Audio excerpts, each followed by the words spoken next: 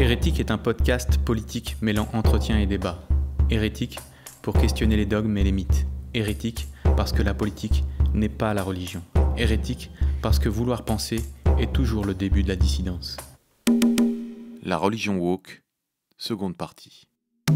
Et pour reprendre la problématique religieuse, les woke de la théorie du genre, vous le dites très bien dans votre livre, n'ont pas d'horizon réel. Ce n'est pas possible. C'est un monde qui n'est pas viable, le monde qu'il écrivent, qui n'est même pas envisageable. En fait, c'est dans ce sens-là qu'il est quasiment religieux. Ils décrivent un paradis où tout le monde serait gender fluide en permanence. Il n'y a plus du tout de genre. Mais par contre, du côté de la théorie de la race ou islamiste, c'est des mondes qui sont beaucoup plus concrets. C'est le monde de l'apartheid, c'est le monde de la discrimination, c'est le monde de la hiérarchie des races. Là, pour le coup, c'est quelque chose qui est beaucoup plus concret, qui me semble beaucoup moins religieux. Oui, enfin, sauf que pour eux, la race ou l'islamisme, par exemple, c'est quand même très religieux. Donc, c'est de fait religieux. Ça dépend. Le problème, en fait, ce qui va pas dans cette religion, enfin, ce qui fait que c'est pas une religion au sens habituel, c'est que il n'y a pas d'avenir. C'est une religion sans futur, hein, d'une certaine manière. C'est un futur totalement noir. C'est-à-dire que, et effectivement, je trouve que ça colle bien. On n'a pas eu l'occasion d'en parler, mais ça colle bien avec l'écologisme extrémiste, c'est-à-dire que le monde va s'arrêter. Effectivement, c'est pas par hasard que la transition de genre supprime effectivement l'idée de descendance, de procréation. Les militants woke voient au fond le monde comme quelque chose qui est largement pollué par l'homme. Et donc, il y a aussi cet aspect de l'écologie ultra radicale qui dit qu'il faut supprimer que l'homme, c'est le problème du monde, c'est l'homme, effectivement. On voit ça d'ailleurs dans des raisonnements souvent un petit peu soi-disant de philosophie analytique, quand par exemple on se dit comment supprimer la souffrance animale. La souffrance animale, on supprime à ce moment-là les élevages. Oui, mais à ce moment-là, le problème des animaux domestiques, ils souffrent aussi. Oui, il faut aussi les supprimer. Donc il faut éventuellement tuer votre chat.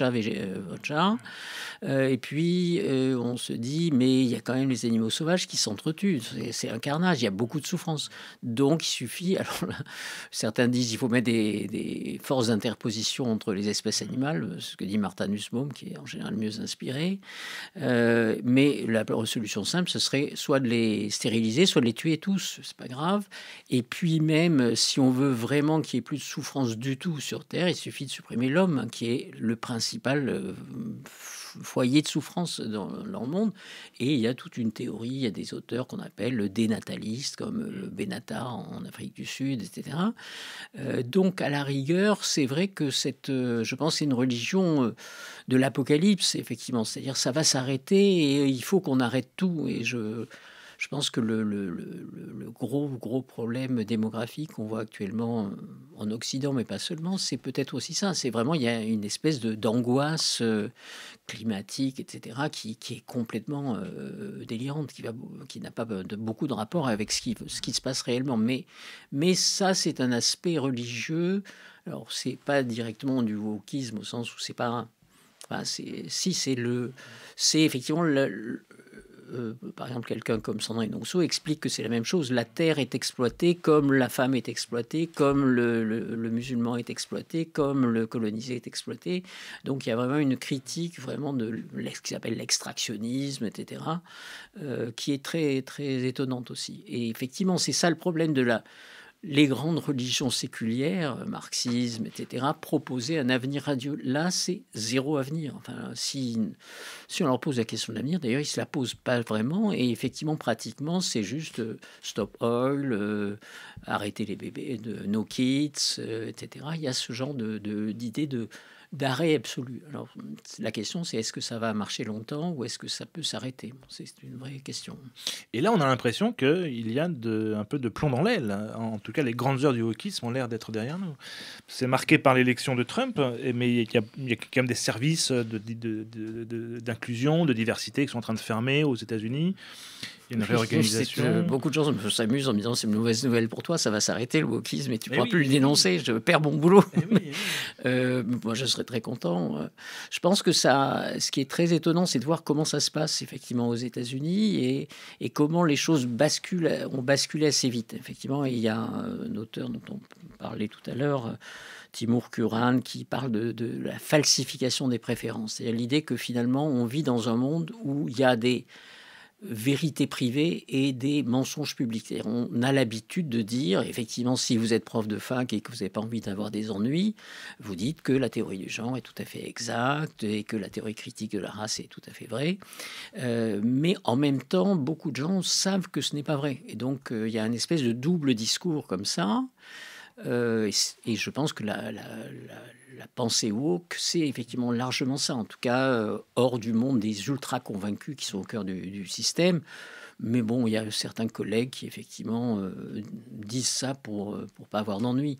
Mais le résultat de tout ça, c'est que lorsque ça bouge, lorsque quelques-uns osent parler, 1, 2, 3, 4, enfin c'est ça le problème, c'est d'être le premier, le deuxième, le troisième. C'est pas facile, y compris pour moi, ça n'a pas été facile. Mais maintenant, tout le monde dit ah tu as bien fait, voilà, je suis d'accord avec toi. Et donc à ce moment-là, ça peut basculer très vite parce que tout le monde savait déjà que c'était pour avoir l'air d'être bien, pour être bien vu du public. Il y a aussi un autre... Le roi est nu, en quelque sorte. Voilà, c'est ça. Effectivement, il fallait dire le roi est nu. Alors, c'est aussi un autre, David Axelrod, qui était le stratège d'Obama, qui avait aussi théorisé ça autour de la notion de système de préférence. En gros, c'est comment faire faire penser les gens autrement pour être conforme à l'image qu'ils veulent donner à l'extérieur, avec l'idée que si tous les experts pensent qu'il faut dire que le genre est au choix, je dis le genre est au choix pour être bien vu le soir dans un dîner à Washington. Donc c'est vrai que c'est tout à fait étonnant ce truc-là. Et c'est ce qui est en train de s'effondrer complètement. Et je pense que de ce point de vue-là, c'est vrai que le Twitter, quoi qu'on en pense, avec l'idée de pluralité des points de vue, c'est quelque chose qui a joué un rôle, à mon avis, central dans l'accélération de ce mouvement. Et effectivement, l'aspect politique, Trump a fait campagne sur ces questions.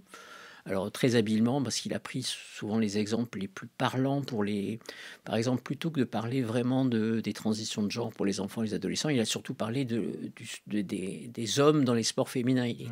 C'est un scandale, il y a des hommes dans les sports féminins, là, tout le monde est d'accord. Beaucoup de gens ne savent pas ce qui se passe exactement autour des trans.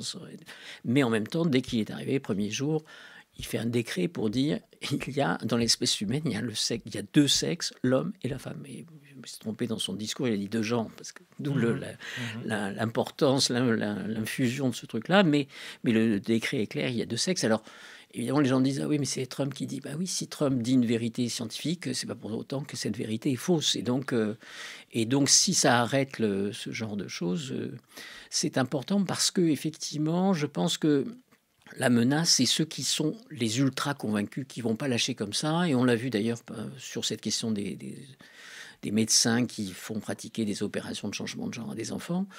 Il y en a beaucoup ça a été interdit dans certains États, qui ont continué, y compris en trafiquant les choses, en disant il y a un lanceur d'alerte qui a failli aller en prison pour ça, parce qu'il a dit à l'hôpital de pédiatrie du Texas, on a dit qu'on avait arrêté, mais on continue sous un autre nom. Alors, heureusement, Trump est passé, et donc son procès est arrêté, etc. Mais il y a des très convaincus qui ne vont pas lâcher les choses comme ça. Donc, c'est vrai que de ce point de vue-là, l'action de Trump, on en pense qu'on veut, mais a des effets positifs. Et on voit les choses bouger, effectivement, dans les entreprises, ou même les entreprises les plus woke, comme Budweiser, avec sa fameuse Budweiser Light.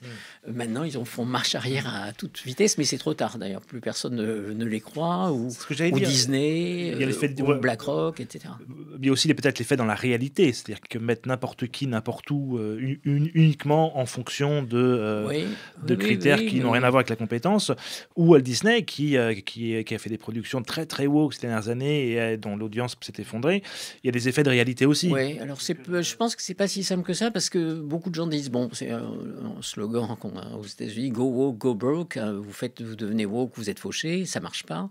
Mais on continuait à faire des films débiles woke, woke, alors qu'ils ne faisaient aucune entrée. On en parlait, France aussi. En France, on en parlait aussi parlait en France des tout à l'heure. dernièrement, Il y a toutes sortes de films qui n'ont aucun succès, mais c'est ce que dit, je crois que c'est un des André Essen, un des magnats de la tech actuelle, et qui dit, de toute façon, les industriels, ils feront pas les choses uniquement pour l'argent, il faut aussi pour pouvoir dîner dehors avec des amis ou par rapport à leurs enfants, être quelqu'un de bien. Donc, effectivement, je pense, alors surtout dans un système hyper subventionné comme le nôtre, beaucoup de gens préféreront faire des films qui n'auront aucune entrée, mais qui leur donneront un badge de progressisme, de wokisme, etc. Et donc, je pense que la question matérielle suffit pas à expliquer ça. Et je pense qu'il faut que Alors, moi, je dirais que la bonne nouvelle, si je puis dire, à propos des woke, c'est que c'est des victimes de la mode. Et donc, là, si c'est démodé, si maintenant on arrive à rendre le wokisme démodé, ringard, etc.,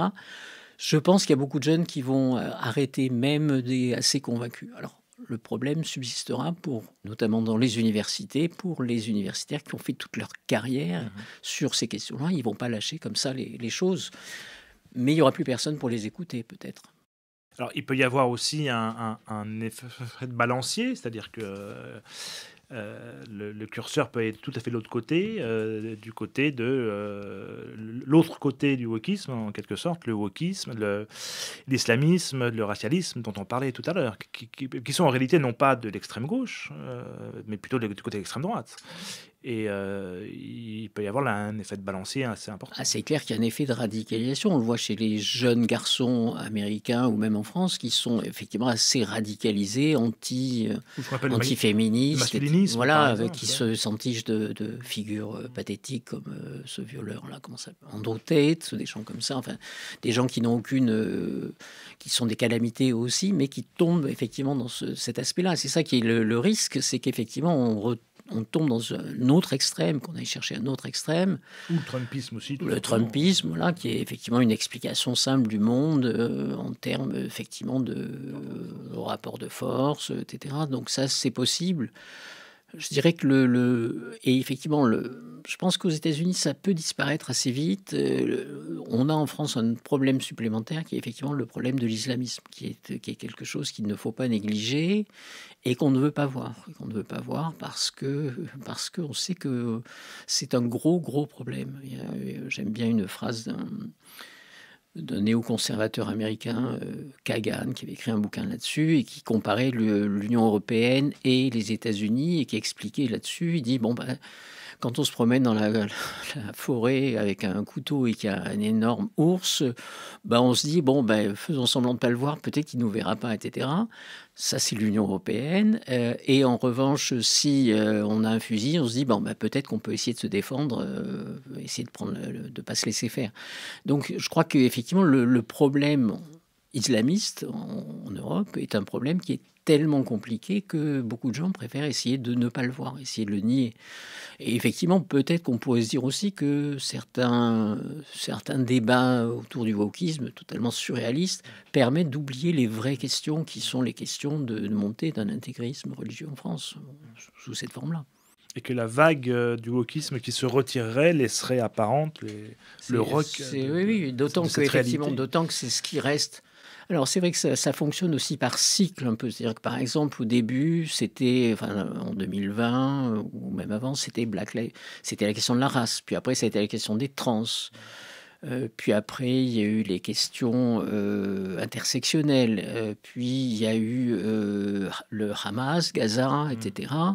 Et donc il y a des espèces de cycles effectivement qui sont liés aussi en partie à l'influence des réseaux sociaux, aussi à la crise de santé mentale chez les jeunes, qui est un vrai problème aux États-Unis comme ici. Donc ça passe d'un truc à l'autre. Mais effectivement, c'est vrai que l'islamisme, c'est pas quelque chose qu'on peut changer du jour au lendemain. Et effectivement, si des jeunes se laissent entraîner dans cette histoire-là, et c'est le cas de beaucoup de jeunes maintenant dans les facs qui pensent que effectivement le Hamas est un parti de résistance et que les massacres que le génocide, c'est la réponse au pogrom du 7 octobre.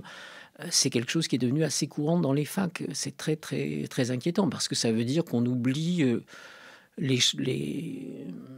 des notions élémentaires comme ce que c'est que le bien et le mal. On ne tue pas des enfants et des femmes, on n'égorge pas des enfants et des femmes civils, etc., quelle que soit soi-disant la raison. Mais effectivement, on peut se dire que le reflux du wokisme, on sait pas exactement ce que ça va laisser et on n'aura peut-être pas quelque chose de radieux, si je puis dire.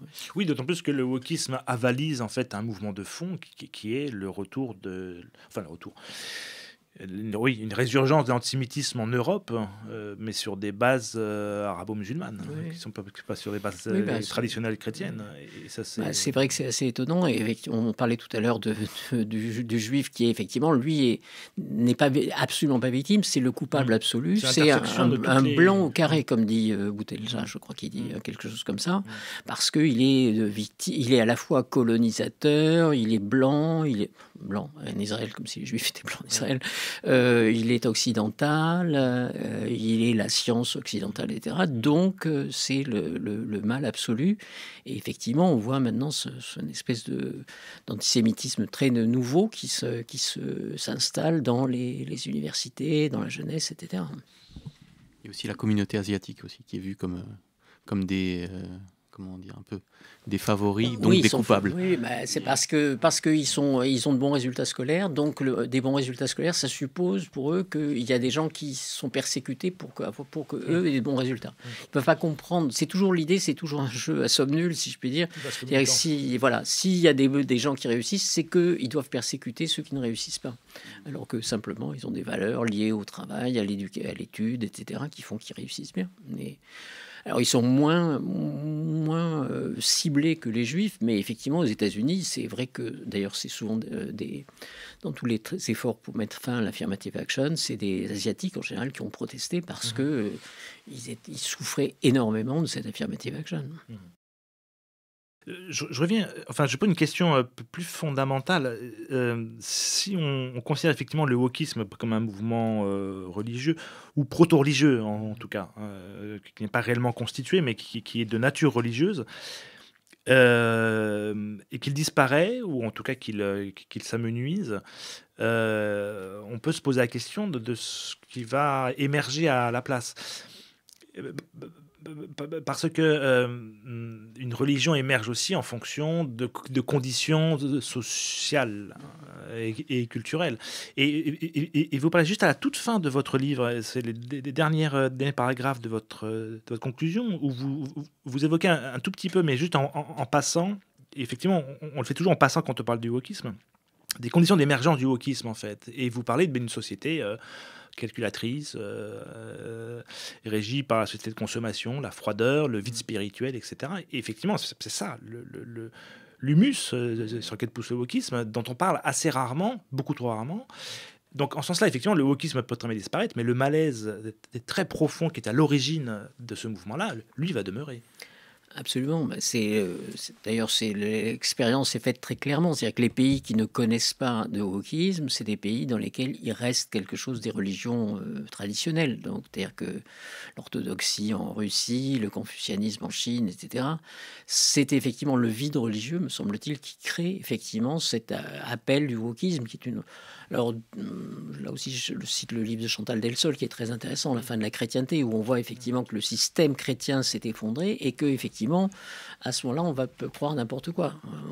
On peut citer, elle cite d'ailleurs aussi Chesterton, qui dit « Quand on ne croit plus en Dieu, on croit en n'importe quoi ». Et effectivement, n'importe quoi, on y est, on croit dans des religions plus ou moins panthéistes, un retour à l'écologie ou au paganisme, etc. C'est la vraie question. C'est-à-dire que je pense...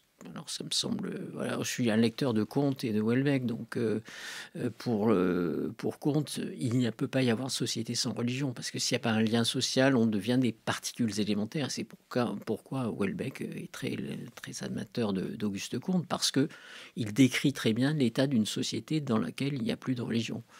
Le problème, c'est est-ce qu'on peut en fabriquer une nouvelle? Comment ça se passe? Qu'est-ce qui se passe après le wokisme? C'est une vraie question. L'Occident a aussi montré durant 2-3 siècles une société dans laquelle la religion était en train de s'amenuire à très grande vitesse et qui construisait malgré tout d'autres mythes, des mythes laïques, alors c'est une vraie la République, la nation, qui ont été extrêmement mobilisatrices.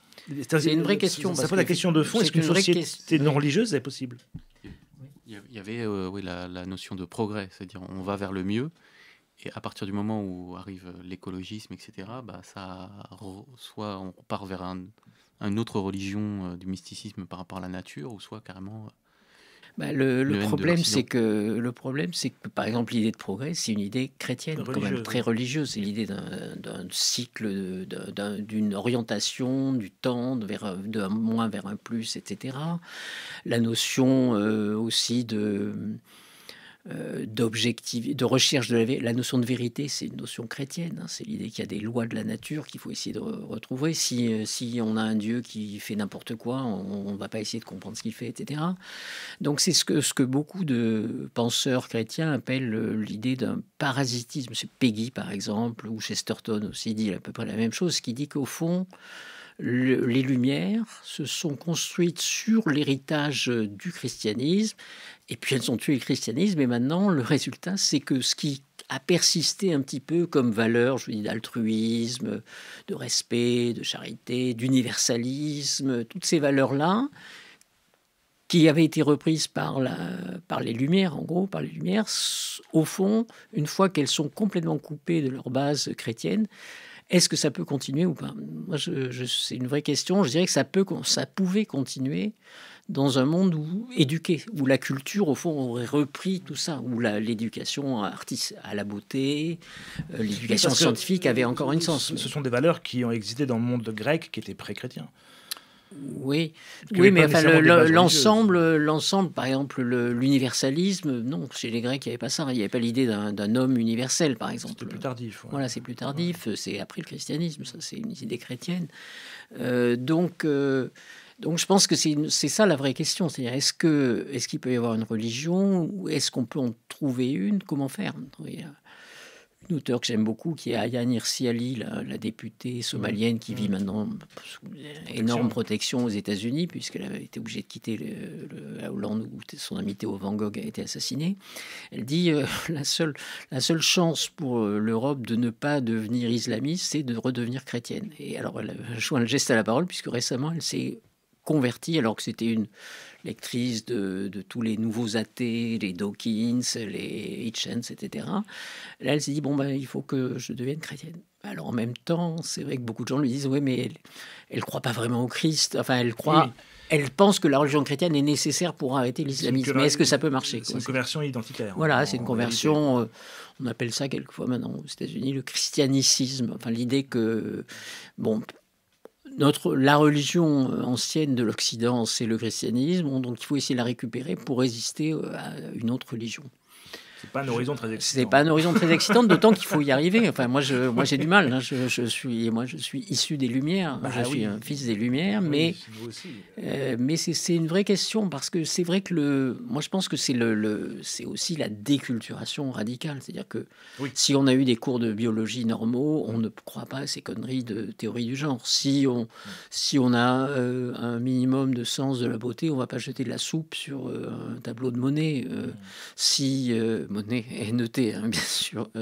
Si on a un minimum d'éducation morale, on ne se réjouit pas du massacre de femmes et d'enfants, de choses comme ça. Mais si on n'a plus tout ça, je ne sais pas. Effectivement, c'est ça la question. Effectivement, c'est comment redonner un sens. Alors, c'est vrai que c'est pas très original tout ça, mais effectivement, c'est un monde totalement vidé de signification, et qui est un monde, alors effectivement, de la froideur marchande, de l'échange marchand, ou mécanique, hyper technologisé également. Voilà, et d'un libéralisme devenu fou. Effectivement, chacun s'enferme dans son propre identité. Moi, je parle quelquefois de solipsisme de masse, c'est-à-dire que les gens sont tellement libéraux qu'ils n'existent plus que comme ça, et même ils se voient eux-mêmes comme des objets d'échange, quoi. Enfin, comme dont on peut changer les parties, etc. Est-ce que c'était pas le rôle de la philosophie d'aller vers ça, de chercher du sens? Oui, mais j'ai bien mal en point, si je puis dire. Enfin, le problème, c'est que effectivement, il n'y a pas en ce moment une philosophie qui colle à peu près avec ces questions-là. Et puis c'est pas une 7 heures de philo en terminale au mieux qui vont arriver, peut-être même moins, maintenant je ne sais plus où ça en est, mais qui vont arriver à changer les choses. Je crois que c'est vraiment la question d'une culture. Moi, il me semble qu'il faudrait mais c'est un effort énorme, essayer de reconstruire un système éducatif qui fonctionne, où on lise des livres. Mais ça va être compliqué. Un des exemples que je trouve les plus étonnants, c'est une professeure de lettres, directrice d'études à l'école des études, qui est là une des grandes spécialistes de l'histoire littéraire et qui a un feuilleton dans Le Monde. Bon, vous trouverez facilement de qui il s'agit. Interrogée sur la réforme, sur l'idée de corriger les textes de Roald Dahl, elle dit bien sûr, il n'y a aucun problème. On gardera une édition pour les élites à part. C'est ça. Et puis après, on lui dit mais est-ce qu'il faut corriger dis-moi, de toute façon, je corrige même quand je lis des textes de Sartre et qu'il y a des mots qui me sont choquants, je ne les lis pas à mes étudiants, ce qui est une faute professionnelle invraisemblable, sans doute parce qu'il y a nègre ou des choses comme ça. Et qui conclut en disant moi j'ai de la chance, j'enseigne la littérature du XXe siècle, je plains mes collègues qui enseignent la littérature du XIXe siècle car elle invisibilise la femme. C'est-à-dire que Flaubert, Balzac, Baudelaire invisibilisent la femme. Donc quand on a une des plus éminentes profs de littérature française qui dit ça, on se dit qu'il y a un énorme travail à faire. Il faut repartir de zéro parce que or c'est ça la question. L'idée, c'est la littérature, c'est qu'effectivement, c'est entrer dans d'autres mondes que le nôtre, dans d'autres vies que la nôtre. Et cette prof, plus une autre de ses collègues, qui dit ouais, moi aussi, je peux plus lire Balzac, il est tellement antisémite. Enfin bref, c'est quoi Et donc le travail est énorme parce que là, c'est le sommet, si je puis dire, de l'éducation littéraire.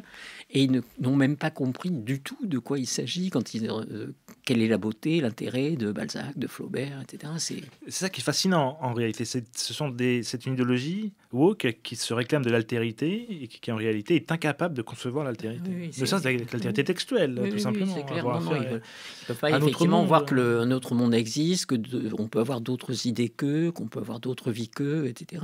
C'est tout à fait étonnant. Mais par exemple, aussi, autre exemple, c'est le grand livre de Roth, La Tâche, qui est un grand livre sur le fait qu'on choisit d'une certaine manière d'être ceci ou cela, qu'on n'est pas déterminé par sa race. Pour eux, c'est un pamphlet politique réactionnaire, alors que c'est un superbe livre sur justement la possibilité de s'inventer d'autres vies que celle qui est donnée. Il n'y a pas nos vies, c'est nous qui les construisons, et ça, ils ne peuvent pas le comprendre.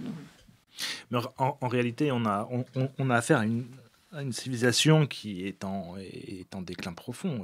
Castoriadis parlait du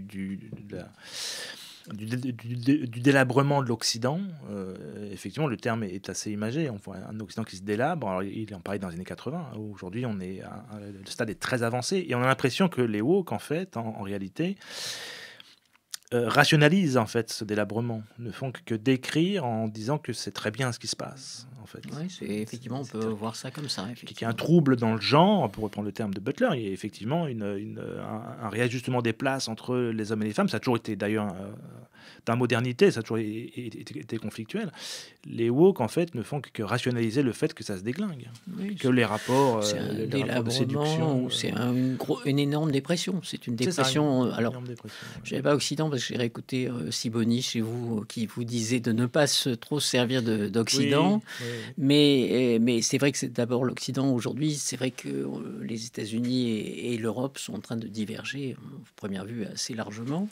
Mais c'est vrai qu'il y a cette idée moi je dirais d'une dépression de l'Occident, d'une absence de volonté de vivre, hein, d'une certaine manière. C'est clair. Je ne vais pas dire le suicide de l'Occident, beaucoup l'ont dit, mais il y a effectivement quelque chose comme ça. Et effectivement, les woke, c'est au fond la pensée de ce monde délabré, désespéré, sans vision. Effectivement, c'est ça qui est très, très étonnant. Et c'est vrai que l'absence de réaction, moi, m'inquiète beaucoup. Enfin, l'absence de réaction des élites, parce qu'effectivement, j'ai eu de très, très bonnes réactions à mon livre de gens ordinaires, des hommes ordinaires dont parle Orwell. Mais effectivement, dans les universités, on est très loin de s'en sortir. Donc peut-être moi, mon espoir, c'est qu'effectivement, au fond, les universités vont continuer à marcher toutes seules, sans étudiants, avec quelques types qui vont répéter toujours la même chose. Et puis, il faut espérer que d'autres systèmes éducatifs, en particulier, se mettent en place à côté. C'est ça qui est étonnant aussi, c'est le manque de réaction. On peut me dire même, quand on est dans un mon expérience personnelle, quand on est dans un repas et qu'il y a un cousin woke qui a son discours, moi je suis étonné par le manque de réaction. Et ça m'avait pensé à peut-être ce qui s'était passé en mai 68, où il y avait pareil un fossé générationnel des fois. Mais il y avait au moins le vieux qui disait tais-toi, tu comprends rien. Là, il n'y a même pas ça. Il y a presque une adoration. Ah, c'est magnifique. Alors qu'on sait très bien que c'est absurde, le discours est absurde. Il y a une espèce de. Oui, Bah oui, en plus, ça rend intéressant. C'est vrai que l'histoire des trans, c'est un moyen d'être intéressant dans une vie qui est par ailleurs très prosaïque, hein, qui est une vie. Si aussi les études étaient plus intéressantes, je pense qu'il y aurait moins de choses comme ça. C'est-à-dire que si on arrivait à passionner les élèves pour la littérature, la philo, l'histoire, etc., je pense que c'est plus intéressant que ces histoires. Ils pourraient voir d'autres vies que la leur. C'est ça le problème. C'est comment les faire sortir de cette espèce d'enfermement sur eux-mêmes tout à fait étonnant. Je pense que c'est soit la culture, moi, c'est l'idéal pour moi, soit effectivement peut-être la religion, si la culture c'est trop compliqué pour eux pour l'instant. Mais je désespère pas, mais c'est vrai que c'est compliqué, ou en tout cas ça va se faire suivant des modalités très de classe. Alors effectivement, il va y avoir une petite élite qui va continuer à avoir des vraies écoles où on aura des vrais profs qui feront lire des vrais livres, et puis l'immense majorité qui sera dans des garderies. Effectivement, c'est plus ou moins ce qui se met en place, effectivement. Et effectivement, en plus des garderies dans lesquelles on enseignera aux enfants que leur genre est au choix, etc. Ça va accélérer. Je pense que on peut espérer l'inverse, c'est-à-dire qu'effectivement, à ce moment-là, il y a une espèce de hiatus complet entre ce petit groupe de militants ultra convaincus et le reste. Ou autre possibilité, en revanche, ils peuvent se radicaliser. Par exemple, il y a quelque chose de très étonnant aux États-Unis. Vous avez peut-être vu que ce patron d'une société d'assurance qui a été tué par un jeune Mangione, qui est d'ailleurs fils à papa par ailleurs, il y a eu des sondages qui montrent qu'en gros 50% des jeunes étudiants de Columbia, je crois, disent bon, soit il a très bien fait, soit c'est tout à fait normal, c'est normal. Donc la moitié pense qu'il est normal de tuer quelqu'un. Donc il peut y avoir ce risque parce qu'effectivement certains sont hyper radicalisés. Donc ce qui s'est passé à la toute fin du mouvement gauchiste en Occident aussi, avec les Weserman aux États-Unis, avec les fractions armées rouges, etc. Directe, bien en France, sûr, etc. Là aussi, il y a des similitudes qui sont assez importantes.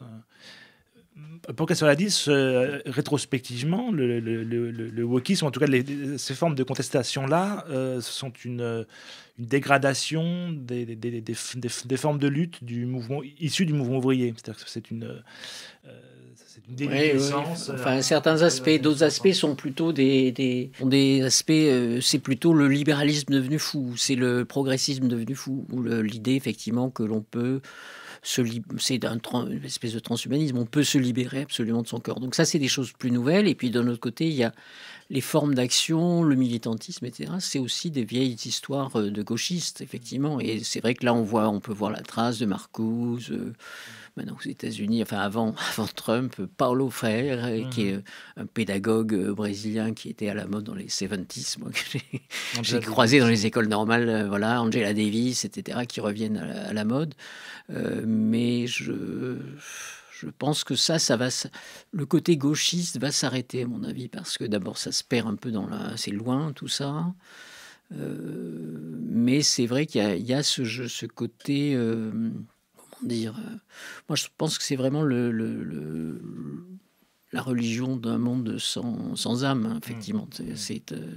C'est la religion de remplacement pour un monde désenchanté complètement. Donc il faudrait soit réenchanter le monde, religion, soit redonner une culture au monde et redonner une éducation. Moi je pense que c'est ça c'est pas les meilleurs des étudiants qui deviennent woke, hein. Les bons étudiants, ils veulent encore apprendre des choses, ils sont contents d'avoir des vrais cours sur des vrais sujets. Moi, même s'ils sont pas tous d'accord avec moi, l'immense majorité était très choquée que je ne puisse pas parler de ce dont je parle et que les gens me blacklistent parce que j'avais un point de vue différent. Parce que alors c'est des étudiants de master 2 d'épistémo à la Sorbonne, c'est des privilégiés d'une certaine manière, mais effectivement, je pense qu'ils ne marchent pas dans toutes ces folies-là. La bonne nouvelle est que ça reste une minorité, les woke. Oui, c'est une Moi, minorité. Mais la mauvaise nouvelle, c'est moi, ce qui m'inquiète, c'est vraiment les universités et le système éducatif. C'est-à-dire que les universités de lettres et sciences humaines, à mon avis, c'est fichu. Donc, il y en a pour 20 ou 30 ans jusqu'à ce qu'ils aient fini d'enseigner. Et en espérant qu'ils ne recrutent pas trop de disciples. Mais je dis, comme il y a cette question de mode, je pense que ça peut se démoder assez vite à l'extérieur. Et puis il y a le système éducatif secondaire, primaire, où effectivement, maintenant, il y a des profs qui ont été formés dans ce genre de discipline, si je puis dire, avec l'idée qu'effectivement, par exemple, les notes sont discriminantes. On en parlait tout à l'heure. C'est quelque chose de très étonnant. C'est une inégalité, c'est une injustice totale qu'il y ait des gens qui aient de meilleures notes que d'autres. Le bouquin de Shriver, Mania, il n'est pas encore traduit, mais je vous le conseille quand il sera traduit. On va vers là, effectivement.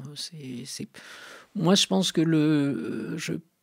dans le monde réel, les gens sont prêts à arrêter. Enfin, au début, quand j'en parlais, les gens m'ont dit tu exagères, etc. Après, ils ont vu que c'était un vrai problème et que ça allait arriver. J'en ai parlé il y a eu 6 ou 7 ans maintenant déjà. Après, ils se sont dit ah oui, c'est quand même compliqué puisque ça va entraîner tels effets pour mes enfants ou mes petits-enfants, etc. Et donc, je pense que là, il est possible qu'ils disent stop et qu'il y ait des politiques qui se disent bon, ben, ok, si je veux être élu, il faut que je fasse ça. Et ce qui est très étonnant de voir, c'est qu'aux États-Unis, ceux qui sont les plus réactifs, si je puis dire, c'est les parents d'élèves afro-américains, hispaniques, etc., qui ne veulent pas qu'on enseigne à leurs enfants qu'ils sont des victimes ou qu'on enseigne à leurs enfants des vérités qui ne sont pas des vérités. Enfin, on enseigne autre chose que la biologie, que les maths, des maths au rabais, des maths pour la justice sociale, ils n'en veulent pas. Donc c'est eux qui se battent pour ça. Et je pense que c'est ce qui va se passer aussi en France. C'est ce qui peut se passer aussi en France. Sauf que c'est plus compliqué parce que le système est plus monolithique et il n'y a pas assez d'écoles privées pour laisser les militants entre eux, etc. Vous venez d'entendre la seconde partie de l'entretien avec Jean-François Bronstein, La religion woke. Rendez-vous dans 15 jours pour un nouvel entretien. Vous pouvez retrouver les documents évoqués lors de l'émission ainsi que d'autres permettant de prolonger la réflexion sur notre site hérétique.fr. Ce podcast est disponible sur toutes les plateformes d'écoute.